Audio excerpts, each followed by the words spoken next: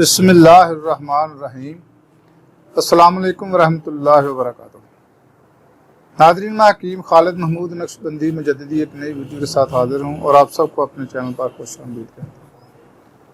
नाज़रीन, चैनल को सब्सक्राइब करें और फेसबुक का पेज फॉलो करें ताकि आपको वीडियो मिल सके। व इज़ा मरिदतु फ़हुव यशफ़ीन, जब भी मैं बीमार होता हूँ वही अल्लाह शिफा देता है। शिफा देने वाली अल्लाह की ज़ात है। दुआ खाने से पहले ये दुआ लाजमी पढ़ लिया करें। अल्लाह ताला फिर शिफा में दुआ रख देते हैं। तो नाज़रीन, मौजू है मेरा अंदाम नहानी का ढीलापन, इस्तरखा, अंदाम नहानी या शर्मगाह। तो नाज़रीन, ये इस्तरखा कई वजूहात की बिना पर होता है। जो आज का मौजू है वो है वज़ा हमल की बेहतियातियों की वजह से इस्तरखा आ जाना या ढीलापन आ जाना। अगर वज़ा हमल के दौरान अगर बेहतियाती जब डिलीवरी होती है तो बच्चा होने के दौरान अगर उसमें बेहतियाती की जाए, जो प्रॉपर तरीके से उसकी डिलीवरी ना हो, बेहतियाती की वजह से भी ये ढीलापन हो जाता है। तो उसके लिए आज का नुस्खा मैं आपको बताऊंगा। इसमें भी 3-4 नुस्खे हैं। ये मैं आज का जो नुस्खा नंबर 1 है वो आपको बताने लगा हूँ, वो इस्तेमाल करें। इसके बाद फिर दूसरा, तीसरा, 3-4 नुस्खे हैं इसके लिए, वो इंशाल्लाह जो भी आपको मुनासिब समझे आप इस्तेमाल करें। ये सारे भी नुस्खे आप बिलतरतीब इस्तेमाल कर सकते हैं। तो ये इस्तेमाल आप करें तो इंशाल्लाह आपका मसला हल हो जाएगा। तो ये एक सफूफ है, ये आप नोट फरमा लें। बादियान, सब्ज़ इलाची, मस्तगी रूमी, जीरा स्याह बरियां। जीरा स्याह बरियां का मतलब है कि स्याह काला जीरा आपने लेना है, उसको भून लेना है। ये बरियां हम तेब में उसको कहते हैं, ये भुनी हुई चीज़ हो। तो जीरा स्याह बरियां आपने ये खुद आपने भूनना, बाजार से आपको नहीं मिलेगा। जीरा जितना भी होगा वो आप ले लें, उसको किसी कढ़ाई में या फ्राई वाल में डालकर उसको भून लें।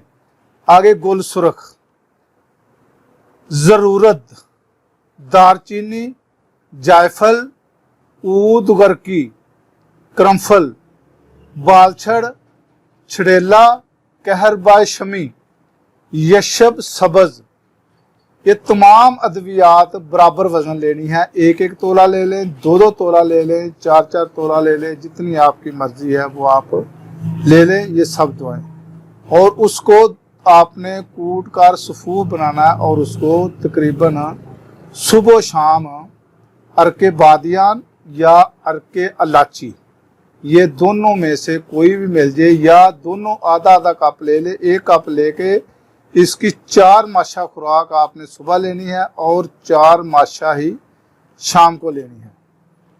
तो ये आपने इस्तेमाल करें। और जो अंदामे नहानी के अंदर रखने के लिए है वो भी नोट फरमा लें। माजू, तुख्मे हमाज, खब्सुल हदीद, मुदब्बर, इसको मुदब्बर करके लेना है आपने। जोज अलसरो, आमला खुशक, छड़ेला, ज़ाफ़रान, ये तमाम अद्वियात बराबर वज़न ले ले। तो ये बेशक आधा तोला ले ले, आपको ज़्यादा लेने की ज़रूरत नहीं है।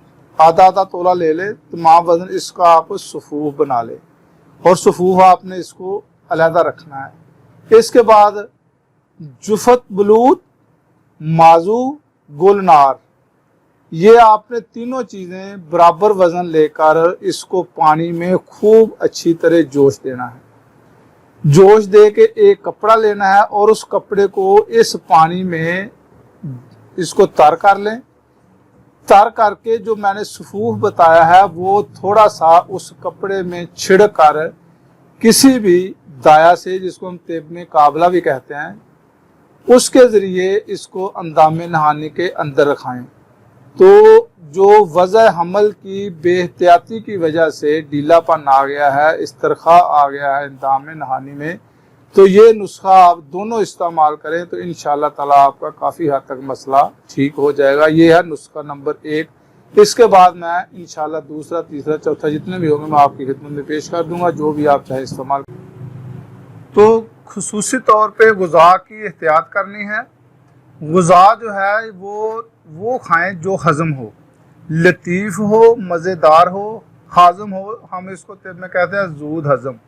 جو غذا ہضم ہو سکے، یعنی کہ مرغ، تیتر، بٹیر، بنا ہوا گوشت اور چھوٹے گوشت کا پلاؤ وغیرہ استعمال کریں.